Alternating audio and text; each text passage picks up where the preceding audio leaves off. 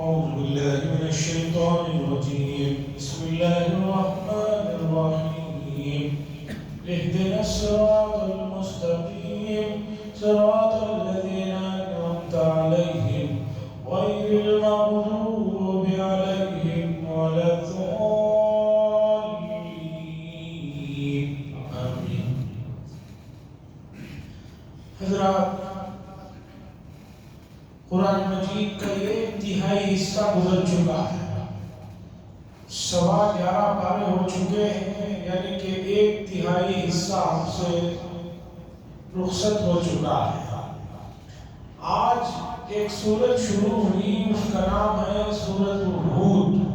11ویں پارے کے آخر میں شروع ہوئی یہ سورت اور 12ویں پارے میں سورہ یوسف کے پاس جا کر یہ سورت ختم ہوتی ہے. اس میں بہت سے انبیاء علیہ السلام کا تذکرہ ہے. یہ مکہ المکرمہ میں نازل ہونے والی صورتوں میں سے ایک بڑی صورت ہے. حضرت ابوبکر صدیق رضی اللہ تعالیٰ عنہ نے ایک مرتبہ رسول اللہ صلی اللہ علیہ وسلم سے پوچھا کہ کیا بات ہے کہ آپ کے چہرے پر تھکن اور بڑھاپے کے آثار نظر آ رہے ہیں؟ تو رسول اللہ صلی اللہ علیہ وسلم نے فرمایا سورہ ہود، سورہ واقعہ، سورہ مرسلات اور اما یتساءلون اور اسی طرح سورہ اذا الشمس کورت، ان جیسی سورتوں نے مجھے بوڑھا بنا دیا. اس لیے کہ ان سورتوں میں گزرے ہوئے انبیاء علیہ السلام کے واقعات اور قوم جب نہیں مانی ان پر آنے والے عذابات کی تفصیلات، اور اسی طرح قیامت کے قریب جو پوری روئے زمین پر توڑ پھوڑ ہوگی اور پہاڑ جو روئیوں کے گالوں کی طرح گھوم پھر رہے ہوں گے، سورج کا بے نور ہو جانا، تاروں کا ٹوٹ جانا، یہ تمام تفصیلات ایسی ہیں کہ ان تفصیلات کو سن کر ایک حساس آدمی کی طبیعت میں اس کا اثر ہوتا ہے. ہاں، جو آدمی بے حس ہے اس کے لیے تو کچھ بھی نہیں.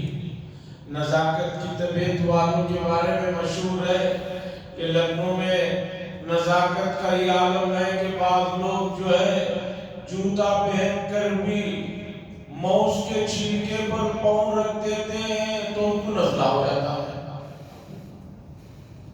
جوتا پہنے ہوئے ہیں، موز کے چھلکے پر پیر رکھ دیا تو ٹھنڈک جا کر جو ہے انہیں جو ہے نزلہ ہو جاتا ہے. اور ہمارے اللہ والوں میں ایک بڑی شخصیت گزری ہے، حضرت مرزا جانا رحمت اللہ علیہ. بہت نفاست پسند تھے، بہت نازک مزاج تھے.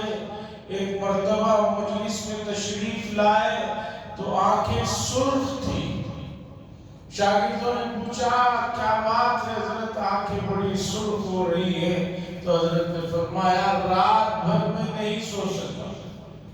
شاگردوں نے پوچھا کہ حضرت کیا بات ہو گئی، کیوں نہیں سو سکے، نیند کیوں نہیں آئی؟ تو حضرت نے فرمایا جو رضائی کے مجھے کسی نے لا کر تحفے میں دی تھی اسے اوڑھ کر سویا ہوں تو رضائی میں لحاف میں وہ جو تاغا سلا ہوا ہے وہ سیدھا نہیں تھا، ڈنگا تھا، کہیں ادھر تھا کہیں ادھر تھا. اس کی وجہ سے مجھے رات بھر نہیں ہوئی. جو طبیعت حساس ہوتی ہے ان پر گزرتا ہے، اور جو آدمی بے حس ہوتا ہے اس کے لیے کوئی مسئلہ نہیں. خوف خدا ایسی چیز نہیں ہے کہ آدمی کو نیند آ جائے. خوف خدا کے واقعات اتنے زیادہ ہیں اور ایسے واقعات ہیں کہ ان واقعات کو اگر سنا جائے تو بعض مرتبہ طبیعت کہتی ہے کیا ایسے بھی واقعات ہوئے. حضرت امام ابو حنیفہ علیہ الرحمہ کا واقعہ ہے. ایک دن عشاء کی نماز پڑھی، نماز میں امام صاحب نے دوسری رکعت میں اذا زلزلت الارض زلزالہا کی سورت پڑھی. نماز کے بعد حضرت جو ہے چہرہ جھکائے ہوئے بیٹھے رہے بیٹھے رہے. مسجد کے خادم نے سوچا کہ حضرت تھوڑی دیر تو بیٹھے رہیں گے، اتنی دیر میں گھر جا کر جو ہے گھر سے فارغ ہو کر کھا پی کر آ جاؤں.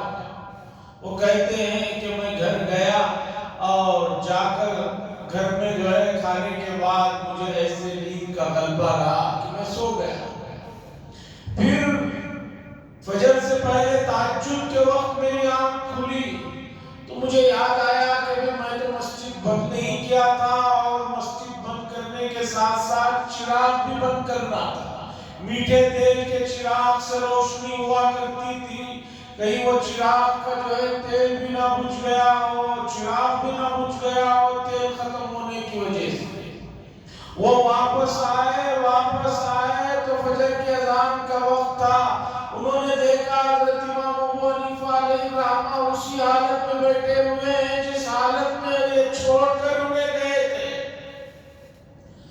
اور قریب میں آیا، وہ کہتے ہیں میں قریب میں گیا تو دیکھا کہ حضرت کے اوپر کپکپی طاری ہے. میں نے حضرت کو جو ہے ہاتھ رکھا اور کہا کہ حضرت کیا بات ہے؟ تو حضرت نے فرمایا امام صاحب نے جو اذا زلزلت الارض زلزالہا کی سورت پڑھی ہے، اس میں اللہ نے میدان محشر کا جو منظر کشی کی ہے، قیامت سے قبل جو حالات آئیں گے، جو زلزلہ آئے گا. ابھی چھوٹے موٹے زلزلے آنے کی وجہ سے دنیا سے بعض ملکوں کے نقشوں کو دوبارہ بنانا پڑ رہا ہے. 20 سیکنڈ کا زلزلہ آیا، 25 سیکنڈ کا زلزلہ آیا تو یہ نوبت ہے کہ اس ملک کے اس شہر کو بسانے کے لیے پوری دنیا لگی ہوئی ہے.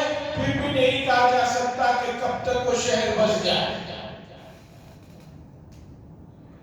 یہ زلزلے قیامت کے زلزلوں کے مقابلے میں صفر کی بھی حیثیت نہیں رکھتے.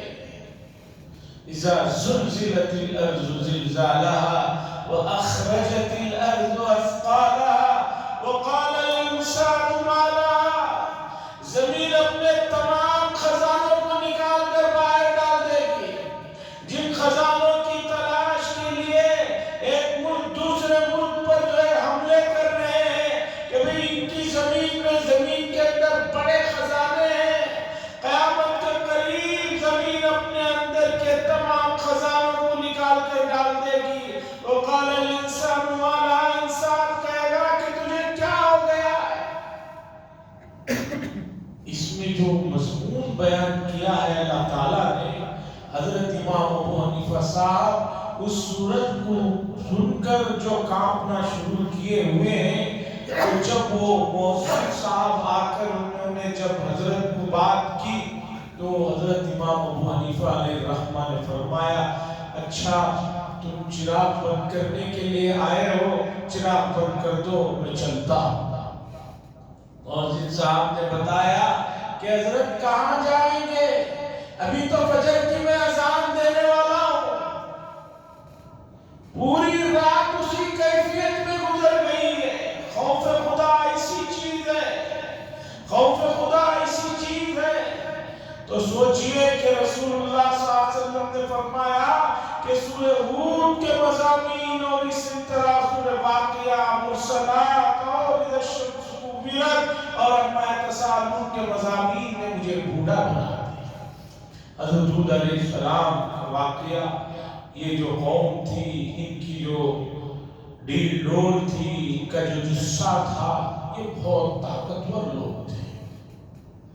حضرت نوح علیہ السلام کے بعد کے یہ پیغمبر ہیں، اس زمانے کے لوگ ہیں کہ بڑے تندرست لوگ تھے. پتھروں میں اپنے گھروں کو بنا لیا کرتے تھے، ہاتھ سے تراش کر پتھروں میں بنا لیا کرتے.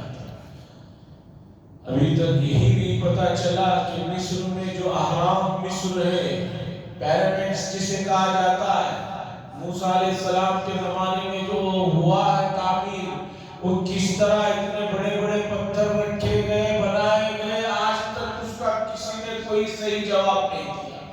یہ پیغمبر تو ہود علیہ السلام کا زمانہ موسیٰ علیہ السلام سے بھی بہت پہلے کا ہے. ابراہیم علیہ السلام سے بھی پہلے کا زمانہ ہے، بہت تندرست صحت مند لوگ تھے۔ پتھروں میں قرآن نے کہا وہ تنحتون الجبال بیوتا، اپنے ہاتھوں سے جو ہے پتھروں کو تراش کے جو ہے گھر بنا لیتے تھے۔ اگر کوئی ان کی کاریگری، ان کی طاقت اور جسہ دیکھنا چاہتا ہے تو مدینہ منورہ سے تقریباً 400-500 کلومیٹر کے آگے ایک شہر ہے مدین صالح، وہاں جا کر دیکھیں ایک ایک پتھر ایک ایک محلے کے اتنا بڑا ہے۔ اس پتھر میں ان لوگوں نے اندر اس انداز سے گھر بنائے ہیں کہ اس میں بیٹھنے کی بھی جگہ ہے، پھر اندر کمرہ ہے، پھر سامان رکھنے کے لیے جگہ، اور ہر پتھر کے اوپر جو ہے جو باز پرندہ ہوتا ہے اس کی بھی جو ہے اسے بھی جو ہے پتھر میں گون کر بنائے۔ تندرست تھے، صحت مند تھے، لیکن اتنے بھی نہیں جتنے تاریخی اور اسرائیلی روایتیں، قصے کہانیوں کی روایتیں بہت ہیں۔ اور وہ یہ ہے کہ اسرائیلی روایتوں میں ان کے جسے کی لمبائی بتائی گئی، اتنے لمبے تھے کہ سمندر میں اترتے تھے، مچھلی کو پکڑتے تھے اور ہاتھ اوپر کرتے تو سورج کو لگتا تھا بھن کر کھا لیتے تھے۔ یہ سب جو ہے پیپر کی باتیں ہیں، یہ سب پیپر کی بات ہے۔ سب سے لمبا قد حضرت آدم علیہ السلام کا تھا، جو حدیث میں آیا ہے کہ 60 ذراع، 60 ہاتھ لمبے تھے حضرت آدم علیہ السلام۔ 60 ہاتھ لمبے حضرت آدم علیہ السلام، تو 60 ہاتھ بھی لمبے کتنا ہو جائیں گے؟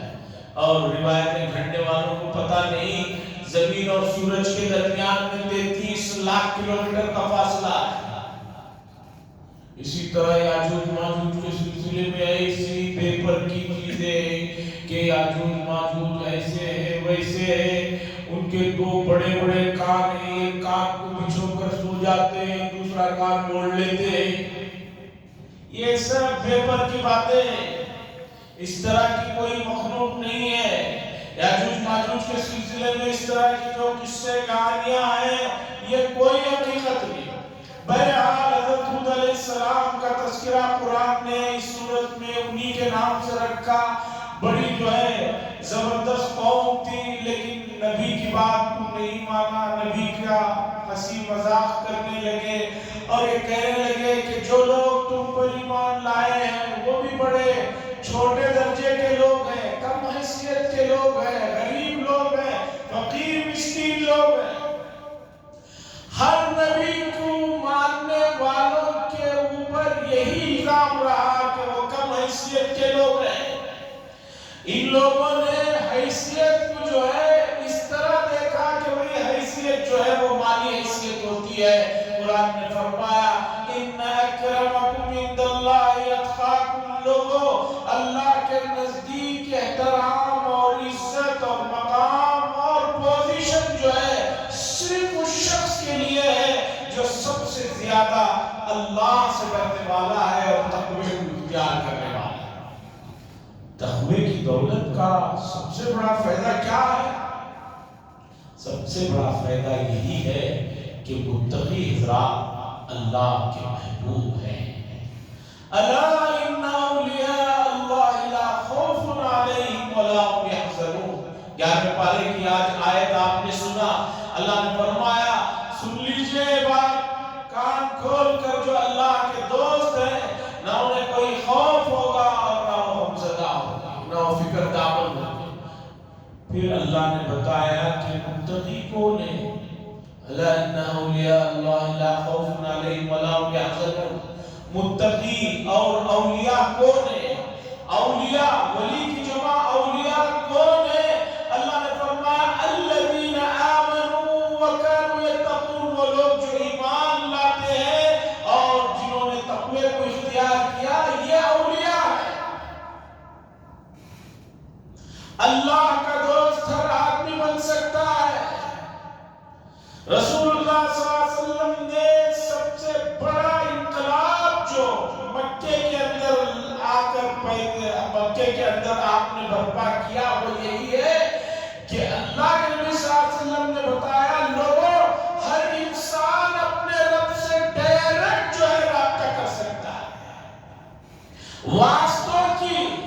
کہ کفار اور مشرکین نے کعبے کے اطراف میں بتوں کو بنا کر بٹھا دیا تھا اور کہتے تھے کہ بھئی رب تک جانا ہے تو ان کو خوش کرتے ہوئے جاؤ. تو نبی کریم صلی اللہ علیہ وسلم نے فرمایا اللہ کو پکارو گے تو اللہ کو جو ہے اپنے قریب پاؤ. الذین آمنوا وکانوا یتقون. ولی کون ہے؟ اولیاء کون ہے؟ وہ لوگ جو ایمان جنہوں نے لایا اور جنہوں نے تقوی کو جو ہے حاصل کیا.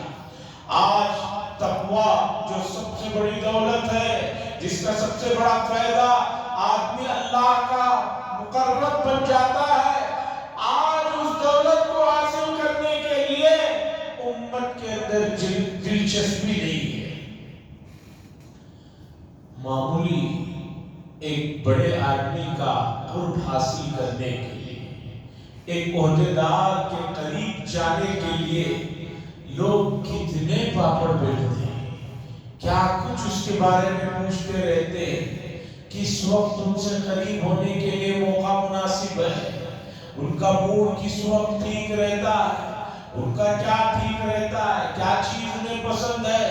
ایک دنیا میں ایک عہدے کے حیثیت آدمی کا قرب حاصل کرنے کے لیے آدمی اتنے پاپڑ بیل رہے ہیں.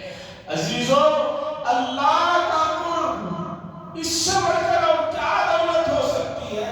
اور وہ قرب حاصل کرنے کے لیے آپ کو کوئی ایسا کام بھی نہیں کرنے کے لیے کہا جا رہا ہے جو آپ کے جو ہے بس میں نہیں ہے. قاری طیب صاحب رحمۃ اللہ علیہ نے اپنے خطبات میں واقعہ لکھا ہے. بھوٹان یا ادھر کے کسی ملک میں گئے تھے تو وہاں پر حضرت قاری طیب صاحب رحمۃ اللہ علیہ کو بتایا گیا کہ ایک آدمی ہے جو مذہبی اعتبار سے ان کے نزدیک بہت مقرب ہے اور لوگ اسے بہت مانتے ہیں. حضرت نے فرمایا کہ ہمیں بھی اس سے ملاقات کرا. تو کہا کہ ملاقات کرنے کے لیے ہمت کرنی ہوگی. حضرت نے پوچھا کیوں؟ تو بتایا گیا کہ وہ آدمی ایک گڑھا بنا دیا گیا ہے، اس گڑھے کے اندر صرف گندگی ہی گندگی ہے، بہت گندگی ہے. اور وہ آدمی اس گڑھے میں کھڑا ہوا ہے، یہاں تک گندگی میں کھڑا ہوا ہے. اس سے ملاقات ہوئی، پوچھا گیا کہ بھئی تم کیوں اس گندگی میں کھڑے ہوئے ہو؟ اس نے کہا کہ اس کے اپنے حساب سے اس کے رب کو راضی کرنے کے لیے نفس کو بہت تکلیف دینا ضروری ہے، اور اس سے زیادہ تکلیف کی کوئی صورتحال نہیں کہ میں ہر وقت گندگی میں کھڑا ہوں، بدبو سے میرا دل و دماغ جو ہے پوچھئے مت کیا گزر رہا ہے. میں اپنے رب کو قریب اس کے ہونے کے لیے یہ اپنے آپ کو تکلیف دے رہا ہوں. قاری طیب صاحب رحمۃ اللہ علیہ نے لکھا کہ دیکھو ان لوگوں نے رب کو پانے کے لیے رب کی دی ہوئی نعمتوں کو کیسا جو ہے ٹھکرا رہے ہیں، زندگی میں اپنے آپ کو دھسائے رکھے ہیں. اور ہمارا رب تو کہہ رہا ہے کہ بھائی مجھ سے تم ایک قدم آگے میرے طرف آؤ، میں 2 قدم تمہارے قریب میں آؤں گا. اور میرے قریب آنے کے لیے تمہیں جو ہے دنیا سے دور ہونا اور نعمتوں کو چھوڑنے کی کوئی ضرورت نہیں. عیسائیوں نے رب کو راضی کرنے کے لیے جنگلوں کے راستوں کو اپنا لیا تھا، راہب بن گئے تھے، شادیوں کو چھوڑ دیا تھا. قرآن نے آ کر کہا وَرَهْبَانِيَّةً ابْتَدَعُوهَا مَا كَتَبْنَاهَا عَلَيْهِمْ إِلَّا ابْتِغَاءَ رِضْوَانِ اللَّهِ کہ ان لوگوں نے جو یہ رہبانیت کو اپنے آپ کو تکلیف دے کر رب کو قریب پانے کے لیے جو راستوں کو اپنایا ہوا ہے، ہم نے ان راستوں کو ان کے لیے نہ فرض کیا ہے نہ اس کا حکم دیا ہے. ہم نے تو بہت پاکیزہ اور صاف ستھرا طریقہ تمہارے سامنے رکھا ہے کہ اسے اپناؤ، ہمارے قریب آئے. عزیزان گرامی، ماہ مبارک ایک مہینہ ایام المعدودات گنتی کے چند دن ہیں. روزے رکھو، پابندی کرو اور نمازوں کا شدت سے، بہت ہی اہتمام سے تکبیر اولیٰ کے ساتھ پڑھو، اور اس مہینے میں تلاوت اور ذکر و اذکار کرو، روح کے اندر طاقت آ جائے گی، اس کے اندر پرواز کی جو ہے قوت بڑھ جائے گی۔ ڈاکٹر اقبال صاحب نے کہا، بہت بڑی بات کی، انہوں نے کہا طاقت نہیں پر طاقت پرواز مگر، شعر ہے ان کا، بات جو دل سے نکلتی ہے اثر رکھتی ہے، بات جو دل سے نکلتی ہے اثر رکھتی ہے، پر نہیں طاقت پرواز مگر رکھتی ہے۔ جب روح میں پاکیزگی ہوگی تو آپ کی بات ڈائریکٹ آسمانوں پر سنی جائے گی۔ اس لیے تقوی اختیار کرو، اور تقوی کے لیے اس سے بہترین موسم نہیں ہے، اللہ کے قرب کو حاصل کرنے کے لیے اس سے بہترین اوقات نہیں ہے۔ ان اوقات کی قدر کیجئے، اس کا احترام کیجئے، اس میں بتائے ہوئے اعمال کو دل کی گہرائیوں سے، محبت سے، نیت سے کام شروع کیجئے۔ نیت کے طفیل بہت سے کام آگے ہوتے چلے جائیں۔ مشہور واقعہ سنا کر بات ختم کرتا ہوں۔ حضرت بایزید بستامی رحمۃ اللہ علیہ کے انتقال کے بعد کسی نے پوچھا کہ کیا معاملہ ہوا؟ انہوں نے فرمایا، الحمدللہ معاملہ تو آسان رہا، لیکن میرے سے آگے وہ میرا پڑوسی ہے۔ حضرت کے قریب میں ایک پڑوسی رہتا تھا، وہ آگے پوچھنے والوں نے پوچھا کہ حضرت ہم تو آپ کو بہت بڑا اللہ والا سمجھتے ہیں، لیکن وہ پڑوسی وہ آپ سے مقام میں آگے کیسا بڑھ گیا؟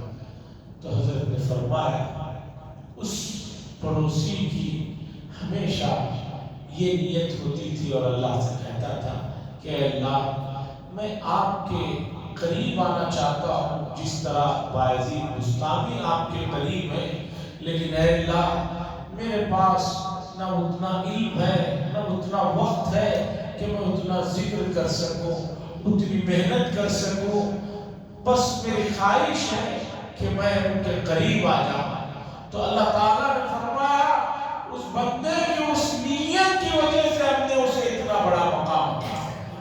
تو ہمیں بھی اس مہینے میں نیت اور سوچ کو بڑی کرنے کی ضرورت ہے۔ حالات خود بخود اللہ تبارک و تعالیٰ آگے آسان کر دیں گے۔ اللہ سے دعا فرمائے اللہ تبارک و تعالیٰ اس مسئلے کو سمجھنے کی اور اس کے تقاضوں پر عمل کرنے کی توفیق نصیب فرمائے۔ آخر دعوانا الحمدللہ رب العالمین۔ الحمد لله شكر يا الله اللهم صل على سيدنا شفيعنا نبينا حبيبنا مولانا محمد بارك وسلم ربنا آتنا في الدنيا حسنة وفي الآخرة حسنة وقنا عذاب النار صلى الله تعالى وسلم على خير خلقه محمد وعلى آله وصحبه أجمعين